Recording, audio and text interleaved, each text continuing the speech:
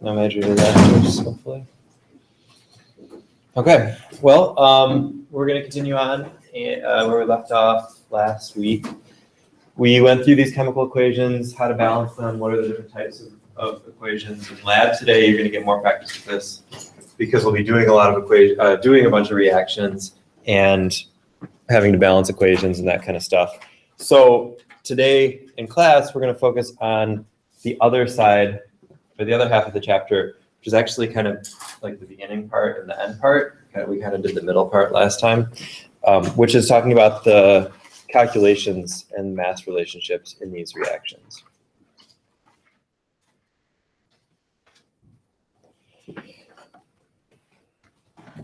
So before we do that, let's take a look at one of these up here. Let's just look at that first one that we've done before, this hydrogen and oxygen as water.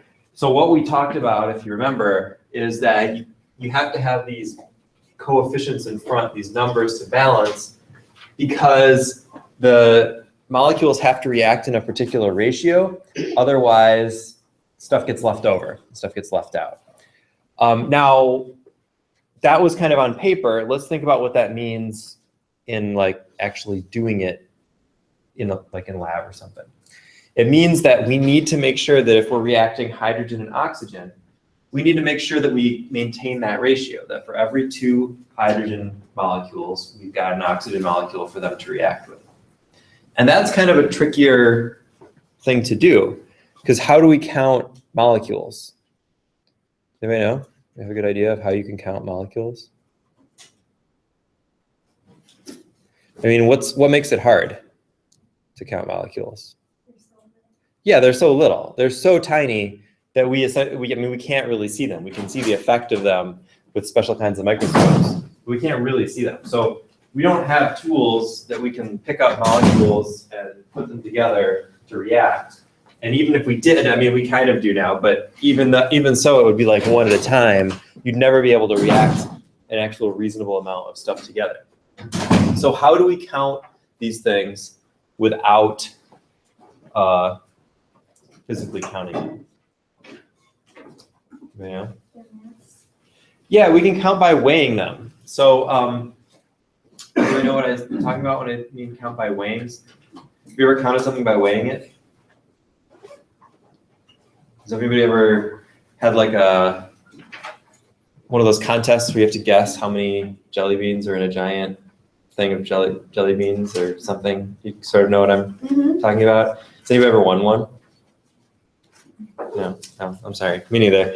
But I was wondering what you do with that many. But if you ever seen like at some stores, they just have giant ones that is like just crazy. And of course, people guess, and then somebody has to figure out how many are actually in there. And I hope that they don't actually make somebody go through and count every one of those jelly beans, but rather they would weigh them. So how could you figure out how many jelly beans were in there by weighing it instead of counting? And then empty it and weigh the jar. Okay, that would tell you how many or how much all of the jelly beans weighs. Weigh a single jelly bean, weigh the jar, and then weigh them all together. And then subtract the jar. Yeah, you subtract the jar. And then what? Divide. Yeah. And then you Right. get the number of jelly beans. So then you know that if you know how much there is for each jelly bean, you should be able to count the jelly beans kind of in general. So we're gonna try that today. I brought some candy. Let's see what we got here.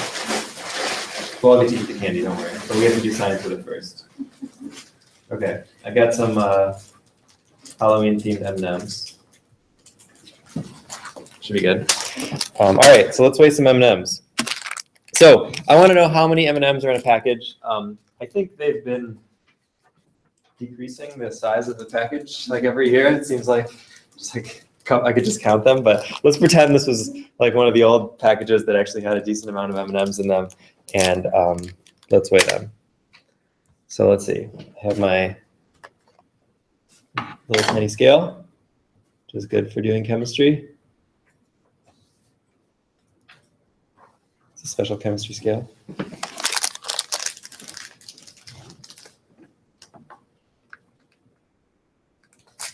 It's not super precise. We only get 0.1 grams.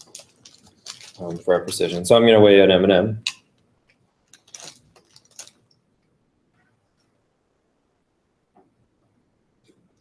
.9. Okay. I'm not sure how standardized these things are. Let's try another one. I'm sure same basic range. 0.8.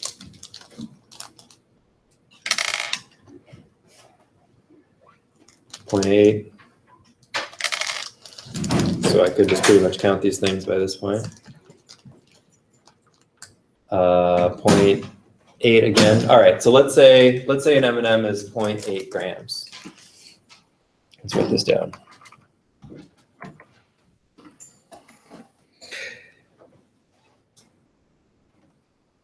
One M&M is 0.8 grams.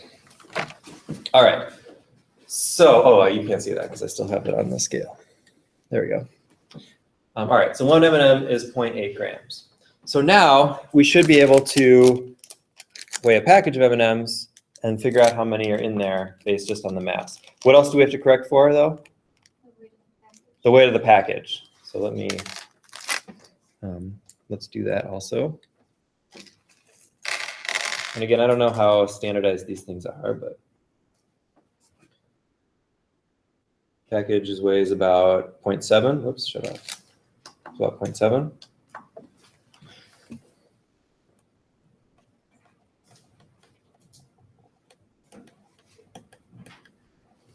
Okay. Let's try that again.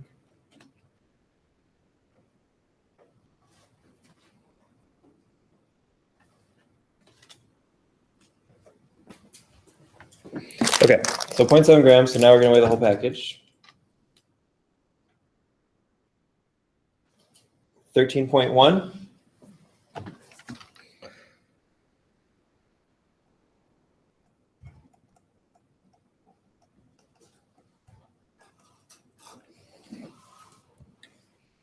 All right. So how do we go about figuring out how many M&Ms are in the package? Okay, so first we have to correct for the weight of the bag.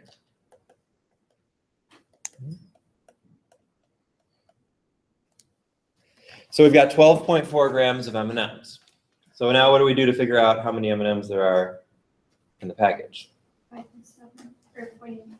Yeah, we're going to divide by the mass of each M&M. Now to keep it the way that we've been doing this and the way we're going to apply this to molecules, we're going to treat this like a conversion problem. So we're going to look at this here as a conversion factor, just like back in chapter 2. So one M&M is 0.8 grams. Another way we can write that then is, or a way that we can solve this then is to say 12.4 grams. We'll just say grams. And we'll multiply it by the conversion factor that converts grams to M&Ms, which is the one we just found. Now we just found that they're 0.8 grams per M&M, per one M&M. So we can calculate that. 12.4 divided by 0.8 is 15.5.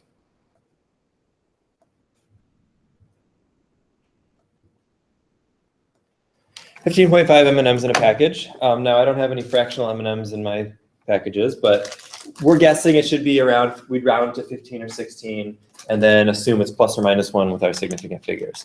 So who wants to check? All right, we need a couple more so we can have some good statistics. Who else wants to check? You can eat them too. Wow, who's gonna hurt somebody? Heads up, everybody. Oh, it was almost close. It curved back. I got a bunch. Anybody else? Nobody? You just gotta count them and then you can eat them.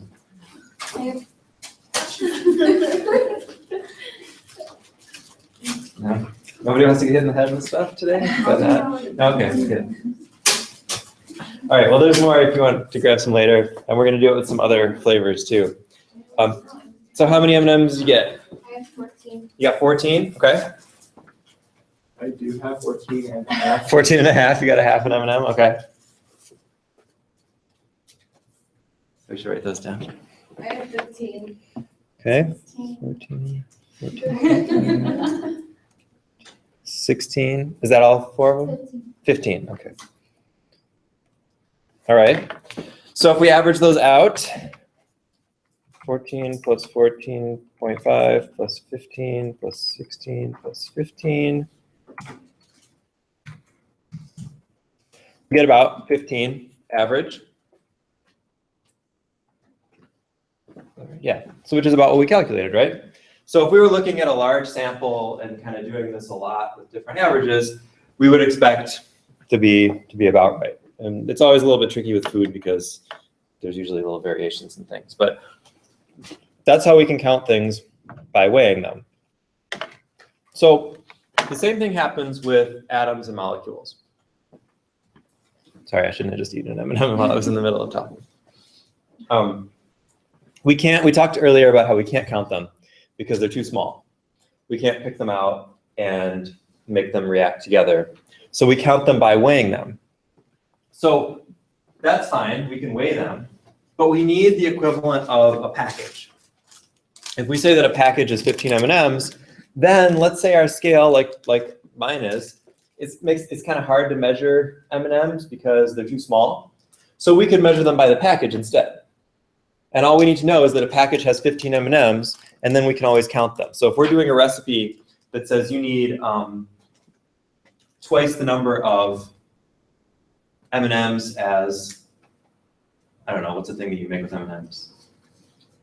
Cookies. Yeah, okay, so you need twice the amount of M&Ms as chocolate chips in your M&M chocolate chip cookies. Those sound good to me, I guess.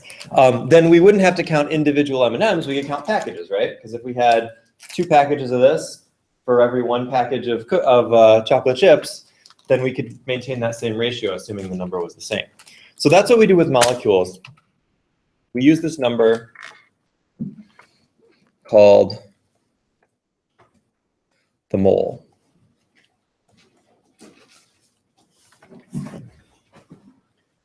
This is just a big number that allows us to count atoms and molecules using our tools that we can actually do stuff with. The number itself, you may have seen before, is huge. Do you remember when we talked a little bit about scientific notation at the beginning of the year? That's basically a 6 with 23 zeros behind it. It's like an unimaginably large number. You know, we can't even really, there's some stuff in the book about like what would it be if you had that many M&Ms or something, and it would be like bigger than the earth, that kind of stuff.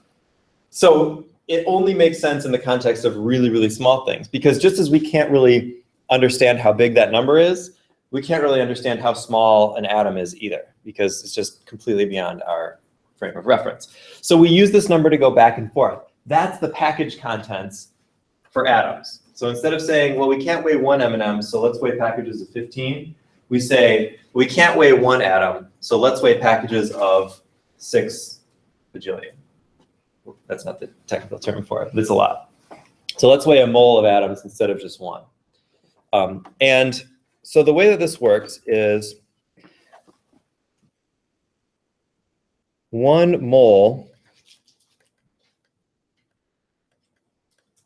this many, of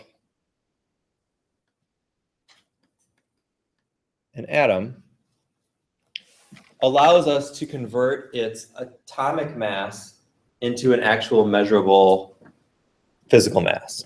So if you look at the periodic table, all those elements have little red numbers below them.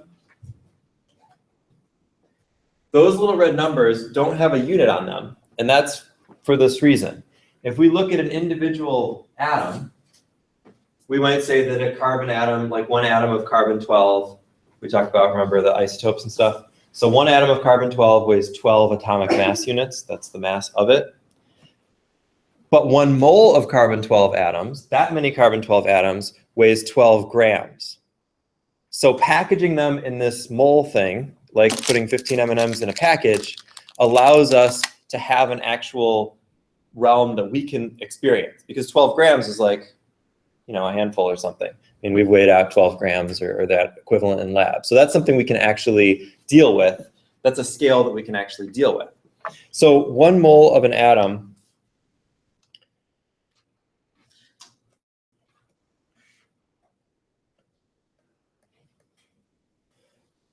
has a mass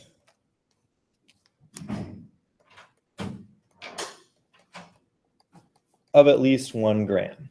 So it brings this back into the realm of what we can handle, because the smallest atom is hydrogen, and 1 mole of hydrogen atoms weighs 1 gram.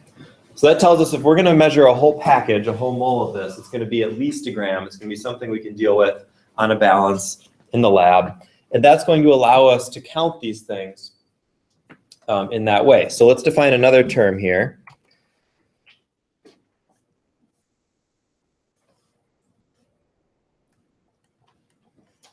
The molar mass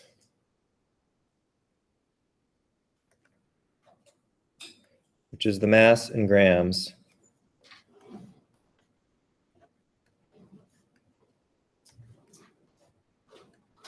of 1 mole of a substance.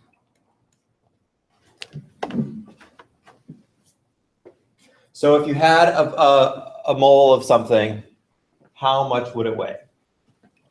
Now, let's look at that with M&Ms.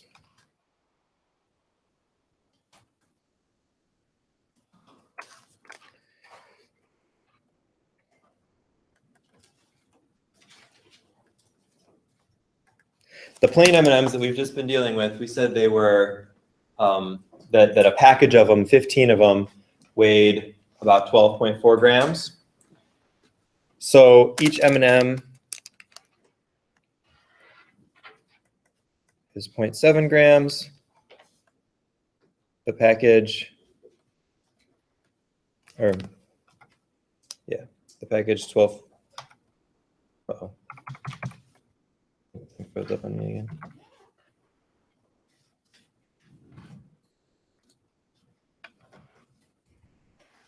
There we go. Nope.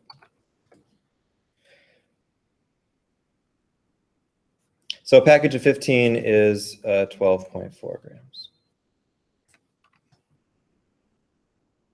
I might have to restart this thing in a second. But that's okay. We'll look at some other M&Ms. So I got some other kinds.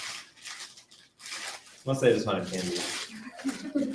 But I mean, it's science, right? So there's pretzel M&Ms. Anybody? Pretzel M&Ms? Oh, that was a pretty good one. How was it with those? And they have the weight to make it, but they also kind of have some lofting. Peanut M&Ms.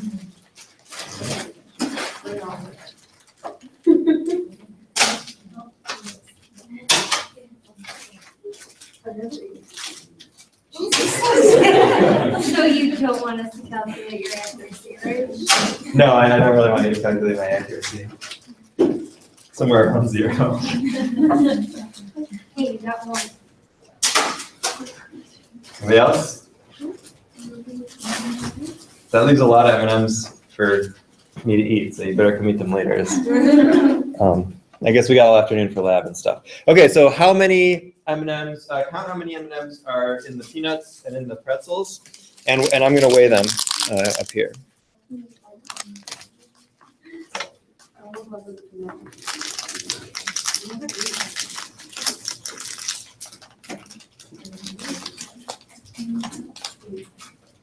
So a pretzel is 2.3, 1.4. These are all over the place. 2.6.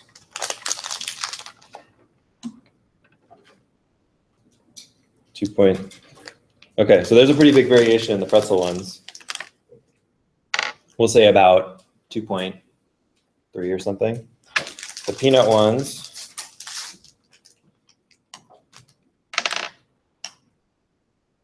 .5,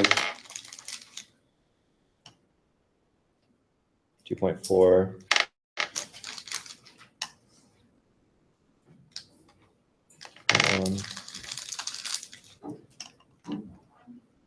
2.6, 2.5. All right, so we'll say there's a lot more variation in those, but we could say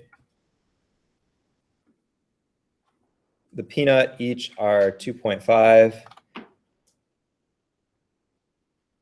The pretzel each are, let's say, 2.1. So I assume there's not 15 in the packages of those. It feels like less. What'd you get for the? For the pretzel, I got 7. Okay. 6. And you got 6 for the peanuts? No. Oh, for pretzels? So 6 or 7. What about for peanuts? 8. 8. Okay. So it doesn't work exactly the same. We're saying like a whole package is the same. But let's say we wanted for our recipes to continue to count 15 of each. So we could calculate that molar mass as 37.5.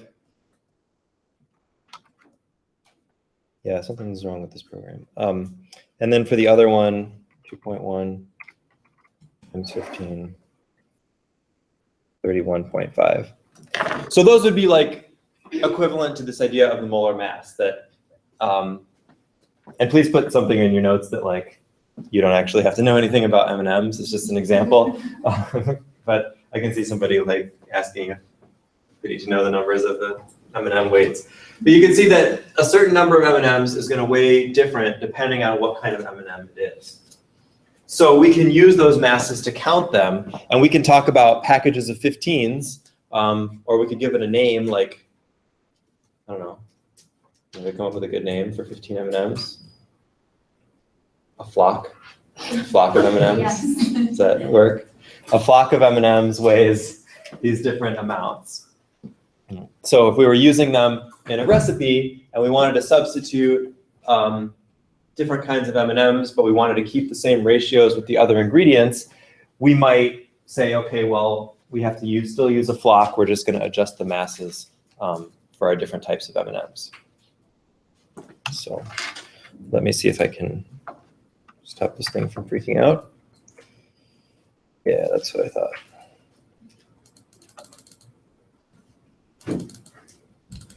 So I guess the answer to that is no. We'll restart it. That happens sometimes.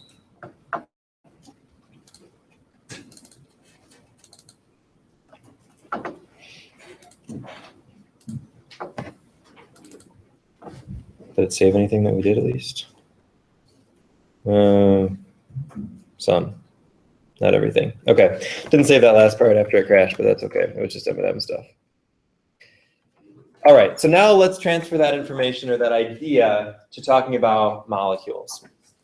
So if we look at, let's say, hydrogen, 1 mole of hydrogen atoms is going to be 1.00794 grams. But we can also calculate molar mass for compounds, that is, multiple things put together. So if we have an H2 molecule, a mole is going to be 2 times that. And after this, we're going to start rounding. But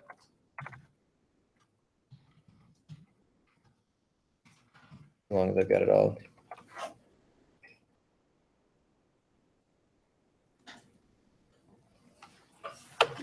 So that kind of makes sense, because when 2 hydrogen atoms come together to form a hydrogen molecule, a compound, it now weighs twice as much to have the same number of them. So we have to remember that mole is not some kind of a special unit, it's just a count. It's like saying a package of M&Ms. How many of these atoms are in there? And if you have the same number of different kinds of atoms, you're going to have different masses, because like the M&Ms, different kinds of elements have different composition, different things. They're made out of different things. Well, the same things, but in different ratios. They have different densities, and so they're going to have different masses. All right. The other thing we can do with this is we can talk about moles as kind of we can talk about fractional or additional moles than just one. So let's say we had 10 grams of hydrogen. And we want to know how many packages that is. We want to know how many moles that is.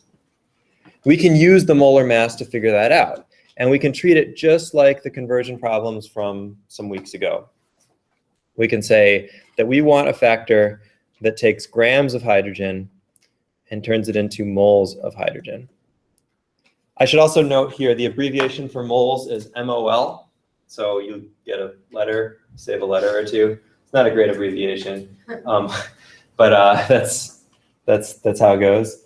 M is meters, MO is months, ML is milliliters. So there's like not a lot of other abbreviations you can use. That's why we're stuck with MOL. So we have a factor that gives us grams to moles, and that is the molar mass. So whenever you encounter this type of a problem where you need one or the other, you can use the molar mass. And I'm just going to round it so because we don't really need that many significant figures. But leave it like that and we can calculate it. Do you want some candy before you go? Oh, okay.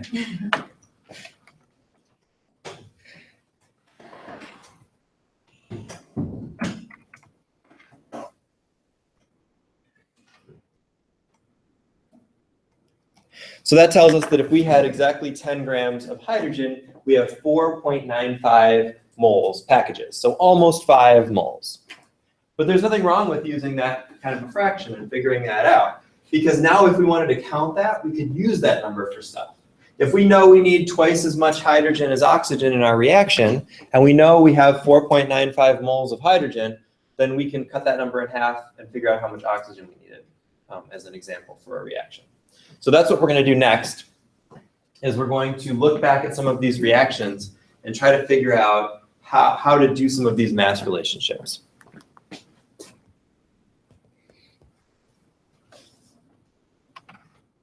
Anybody need any more M&Ms before we go? I kind of just want to throw them some more. It's pretty fun. Okay, so let's look at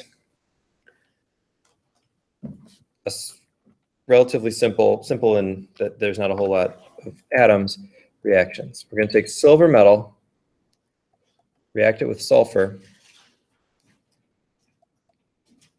and make silver sulfide. Is that balanced? It's not balanced. Can we balance it? What do we do to balance it? Have a coefficient of 2 in front of silver. Yeah, we want a 2 out here so that we have 2 silvers. So this, just like the hydrogen oxygen, tells us we want 2 silver atoms for every sulfur atom.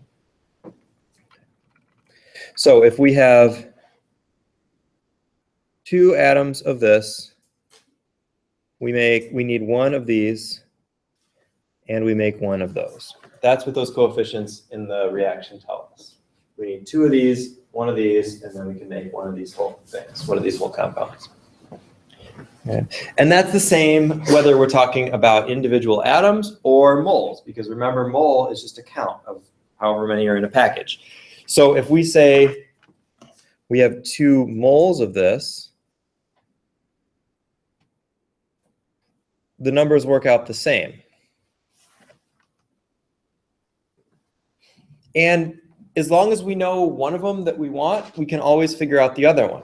So if I said, I want to make 3 moles of this stuff, doing this reaction, how much of the other things should I use? How much of the other things should I use? 6 and 3.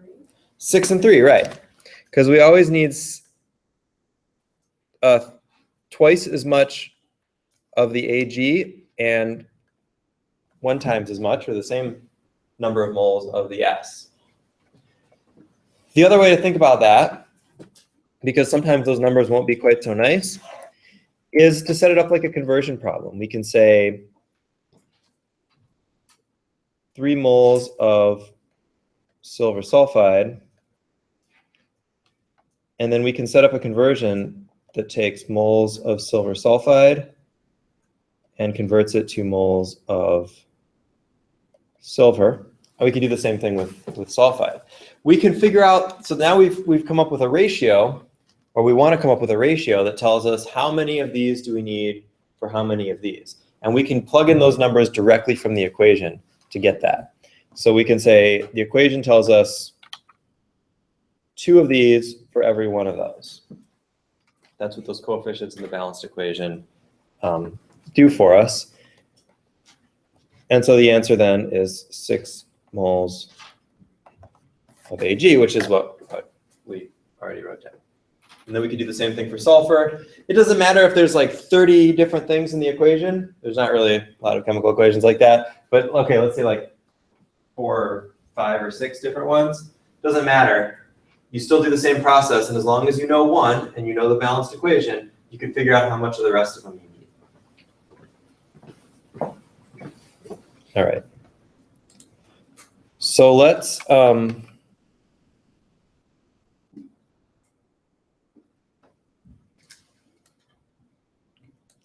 continue that idea and look at another reaction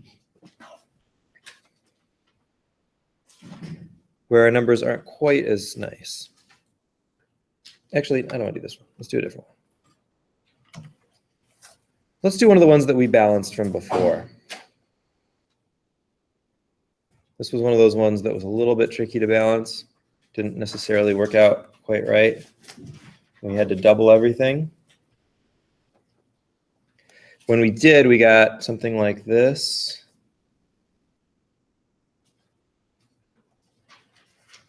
For our balanced equation. So those numbers are what we're going to use now to find some quantities and to do some calculations about quantities in this reaction. But we know, because of what we've just been talking about now, that we can't count out atoms. We can't count out moles even, but we can weigh them out as long as we have this molar mass to tell us how to get in between grams and moles. So a more common question for a reaction like this might be,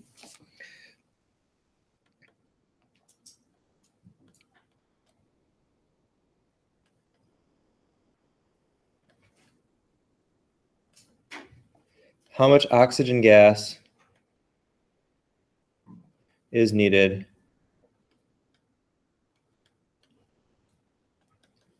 to react with a certain amount of butane? Somebody call out a number. 16. 16.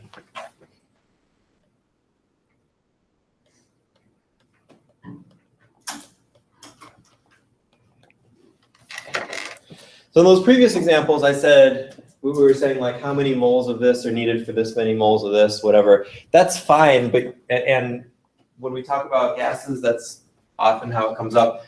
When we're weighing things out in the lab, we're going to usually use grams. So a question like this is going to be probably more common. How much oxygen gas is needed to react with 16 grams of butane? So to do this, it's just another conversion type problem, but we're going to use molar masses and molar ratio in the conversion. The molar masses to get from grams to mole, and the molar ratio to see how many of this compound do we need for how many of this compound. The nice thing about these types of problems is they're always the same. It's not like the conversion story problems where you have to figure out what to start with and what's going on over here. These are always the same. You always have grams of something that you're starting with, in this case, C4H10. And then you ultimately want grams of some other thing, in this case, oxygen, O2. So the steps to do that conversion are to first get to moles, so that then you can use the molar ratio from the equation, and then convert back to grams. And you can do this individually in steps, or separately in steps, or you can do it all together in one big conversion. So let's look at it all together, because that seems to be what people like the best.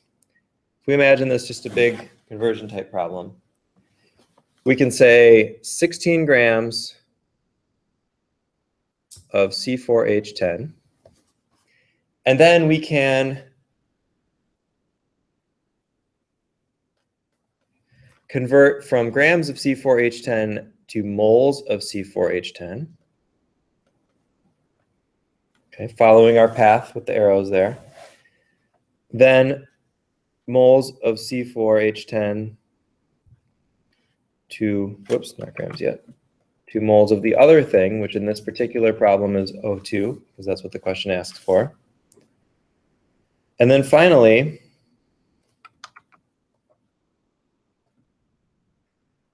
from moles of O2 to grams of O2. So that's how we set up the problem, converting from one unit to the other. Now we have to figure out what kinds of quantities to plug in there. So let's think about what these different steps mean, or where these ratios come from. The thing that gives us grams to moles is called the molar mass.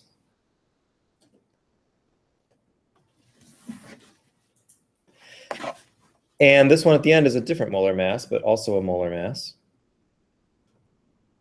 So one for butane, that's that C4H10, and one for oxygen. And then that middle one is what we call the mole ratio, which we get from the balanced equation.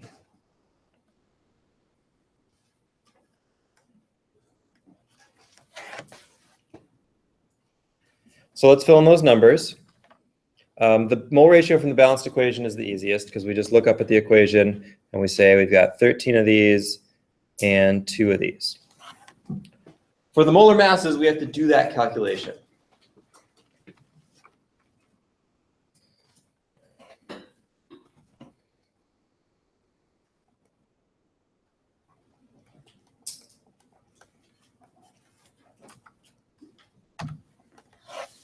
So for C4H10, that means 4 carbons, and we'll just round that to 12, and 10 hydrogens, which we'll just round to 1. So 4 times 12 is 48, plus 10 is 58. And so that's grams per mole, or grams in 1 mole. For O2, 2 times 16 is 32. And just like with density, the 32 or the 58 goes with the grams. On the bottom, 1 goes with the mole. So another way to write that would be 58 grams per 1 mole, or 32 grams per 1 mole. Okay, so now we can plug those numbers into our equation up here. 58 grams per 1 mole here, 32 grams per 1 mole here. Multiply through the top, divide by anything on the bottom. 16 divided by 58 times 13 divided by 2 times 32 is 57 grams of oxygen. So for every 16 grams of butane, we need 57 grams of oxygen. Now think about why we had to do that, because probably the most common mistake, other than just little things of calculation errors, the most common mistake in these problems that I see is people not converting to moles.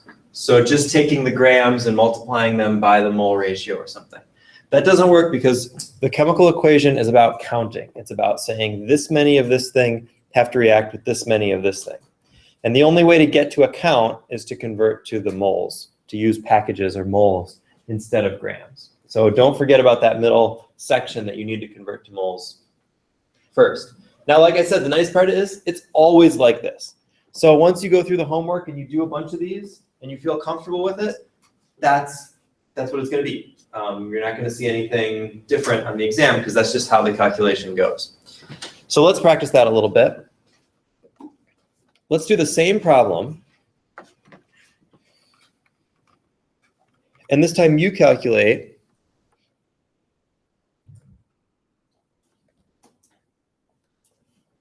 how much carbon dioxide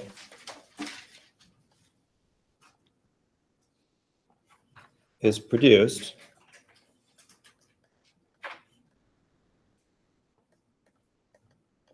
from the reaction of whatever we just figured out. 16 grams C4H10 and 57 grams of oxygen. So you can use the exact same procedure to now figure out how much CO2 is produced instead of calculating for oxygen. So give that a try. I'm gonna eat some M&Ms.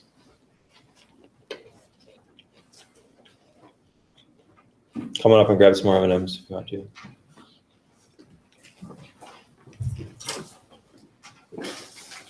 Oh, there's Snickers also, I forgot. That has nothing to do with moles, but they're good, so. If anybody wants them, they're there.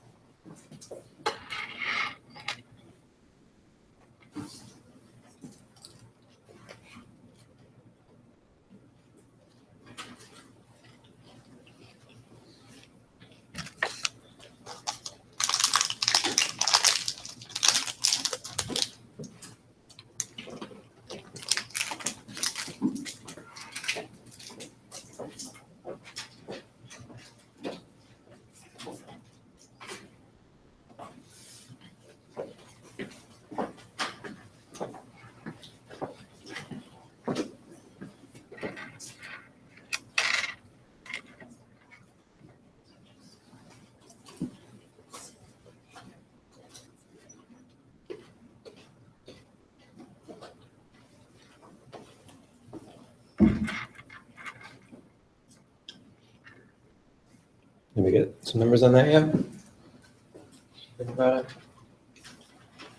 it. Remember, you can set it up the exact same way, but instead of oxygen, we're looking at carbon dioxide.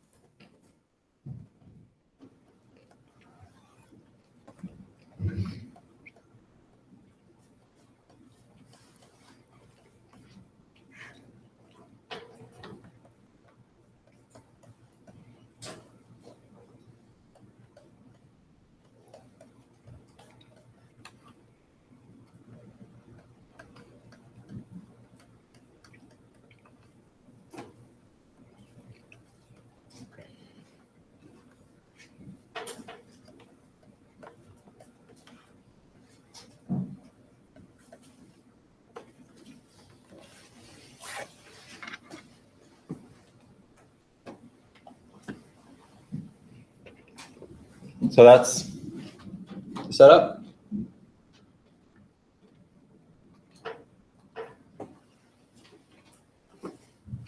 Now we can fill in those numbers. Again, we get the mole ratio in the middle from the equation. So that's 8 CO2s for 2 C4H10s. How did you know that you needed to use a C4H10s? Doesn't matter. Oh. If you're given both of them like that, you could just use either one. You should get the same answer either way. Yeah. As long as you know one mass, you can calculate the masses of everything else. All right, we're going to use that same molar mass that we already calculated for butane, and we need one more molar mass for carbon dioxide. So that's 1 times 12 for carbon plus 2 times 16 for oxygen is 44. That's 44 grams per 1 mole.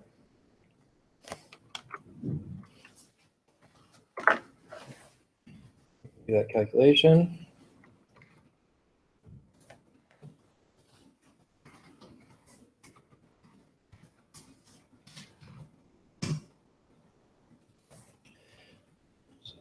Nine.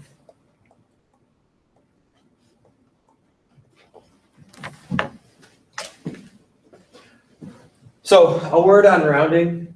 Obviously on the periodic table, a lot of those things have a lot of decimal places, and you can actually look up even more of them in many cases if you need them. So if you're using specific rules about how to round, you just round those to whatever your other stuff is. Since we're not being really careful about that in this class, I would say just do whatever the question says. So if the question says 16 grams, then you're probably good just rounding to whole numbers, more or less. If you don't like that, you want to use a couple decimal places because you like decimal places and they make you happy, that's fine too. Same thing with final answers. Keep them about whatever the question asks for, but I'm not going to mark anything wrong.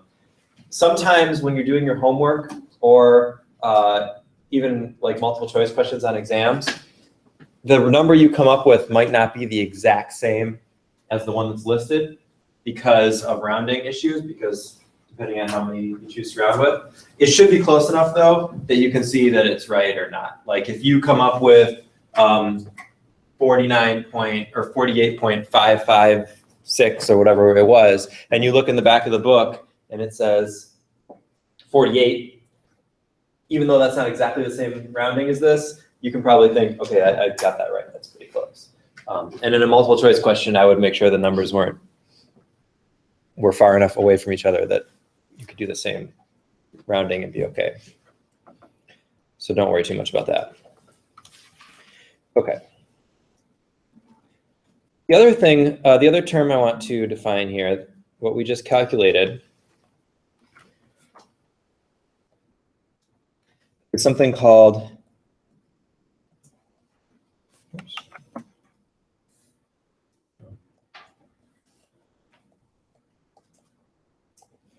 a theoretical yield.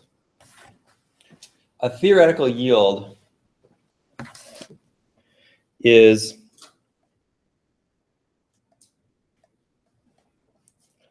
how much of a product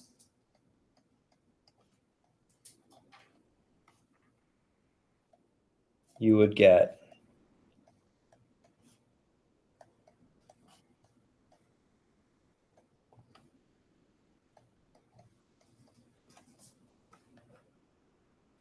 if every molecule reacted properly.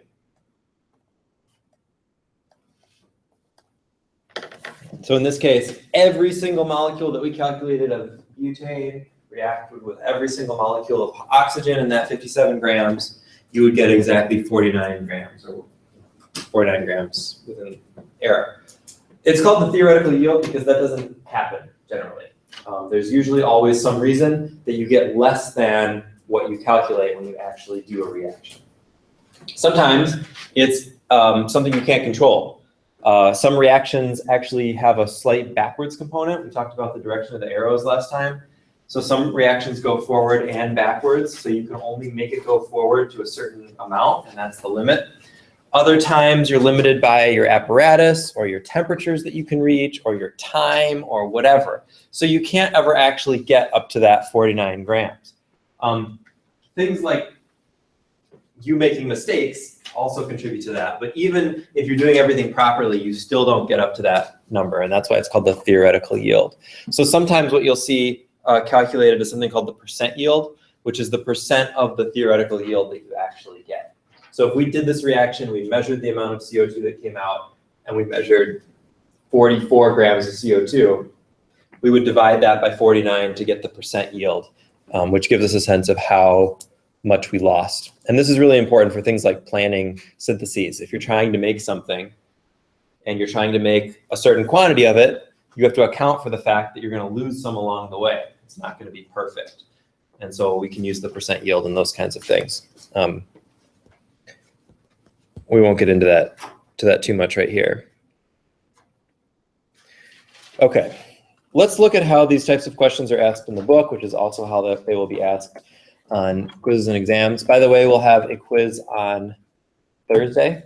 It will not be on this stuff, but it'll be on the stuff from before, from last week, and the week, yeah, last week and the week before that. Whatever. Since the exam, it'll be on that stuff. Oh, I forgot to load the book up. Let me get that real quick.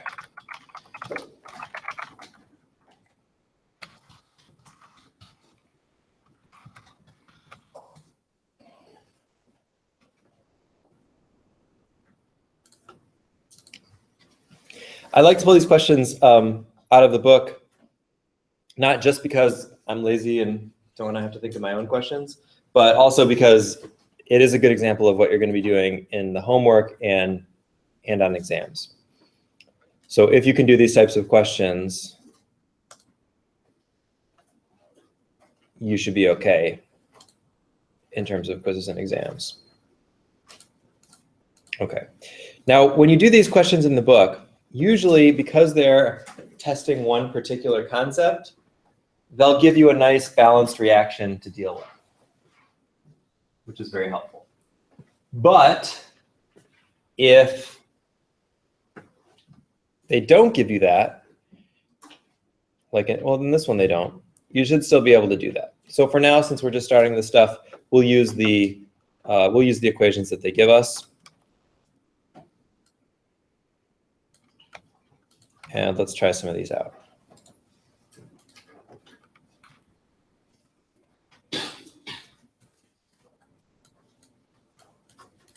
All right. Nitrogen dioxide and water react to produce nitric acid and nitrogen oxide, also known as nitrogen monoxide. How many grams of H2O are needed to react with 28 grams of NO2? So if you've got 28 grams of NO2, how much water do you need? See if you can calculate that out in the same way that we just did. Notice these questions look pretty much the same, and there's a whole page of them in the book there of basically the same questions. So you get a lot of practice doing this, and I really want by quiz and exam time, everybody should be totally comfortable doing these types of problems because they really are always the same. So see if you can set those up. If you get through the first one, try the second one. We'll see how much time we have, if we have time to go through all of them or not.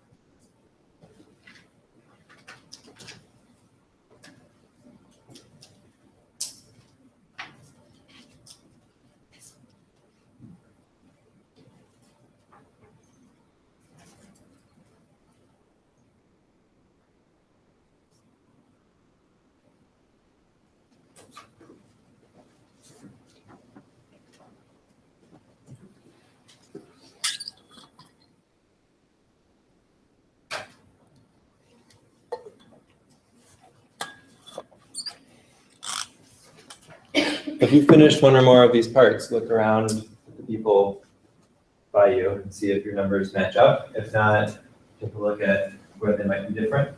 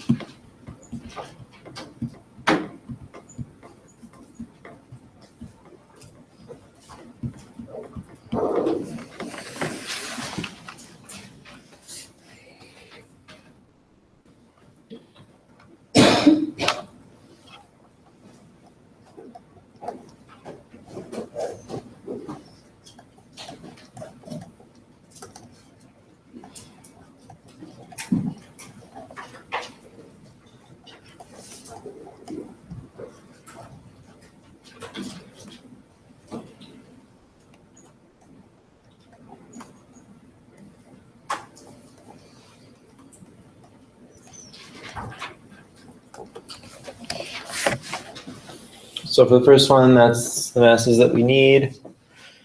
NO.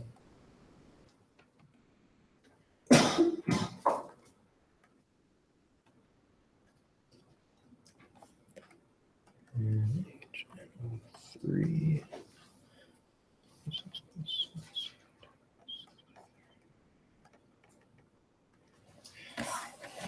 Okay, that's right. So then we can just pick which one we want, right? We can go set this thing up. Start with grams NO2 to moles NO2. Whoops, not like that though.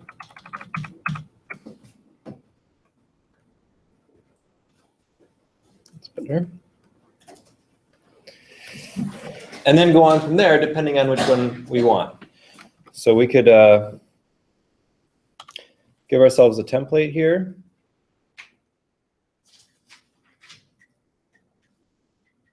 And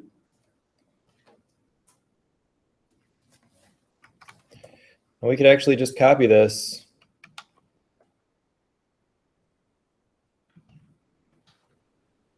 for each one. Right? A, B, and C. All that's going to change is the compounds that how much NO2 we start with, and the compounds that we're using. So we could go A, B, C. For A, we're going from NO2 to H2O.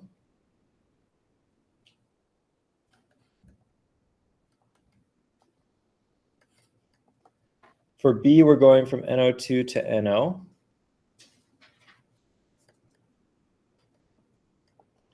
And C, we're going from NO2 to HNO3.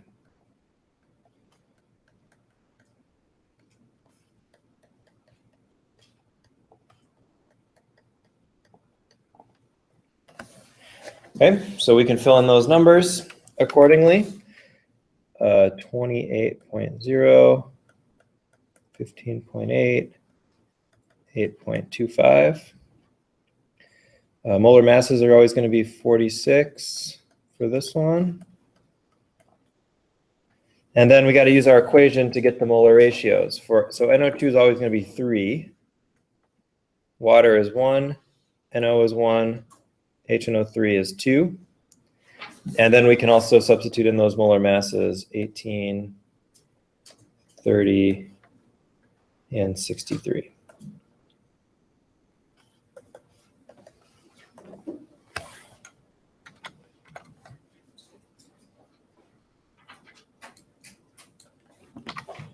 (28) divided by 46 divided by 3 times 18 is 3.7.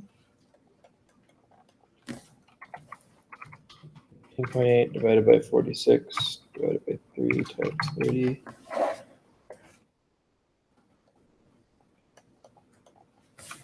And then 8.25 divided by 46 times 2 divided by 3 times 63. 7.5. Okay.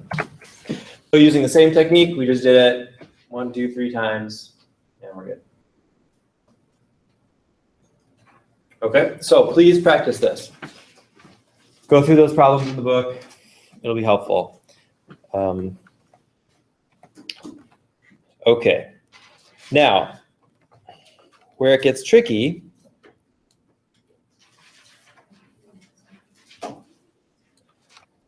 and we're not going to go through this whole thing right now because I want to talk about lab a little bit because this lab is a little bit longer.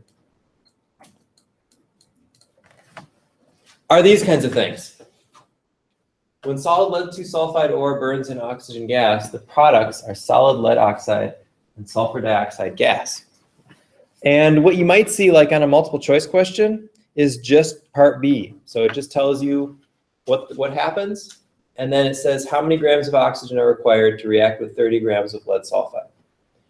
So that is a really hard question, because, especially for a multiple choice question, because there are a lot of steps in there where you could potentially make mistakes. And any mistake in any one of those steps is going to throw everything else off.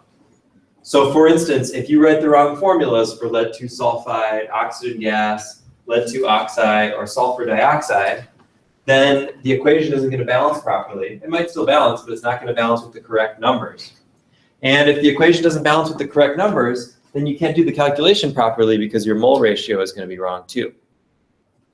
So along with doing these things, these practice problems, I would encourage you to actually not look at the equations that the book gives you, if you can, or just like put some paper over them, or just don't look at them, and try to do this yourself. See if you can write these equations, which means maybe going back and reviewing the names and balancing equations so that you can do that. Being able to write formulas from names is a really key part of doing these types of problems. So if that was something that didn't go so great for you on the exam or on the last quiz, make sure you look at that a little bit as you're doing this homework in Chapter 7. And that's pretty much it. On Thursday, we're going to talk a little bit about oxidation and reduction, which is the last bit of Chapter 7 that we haven't really done, and then we'll get into talking about gases. Okay, let's talk about lab in our last few minutes here, as long as everybody's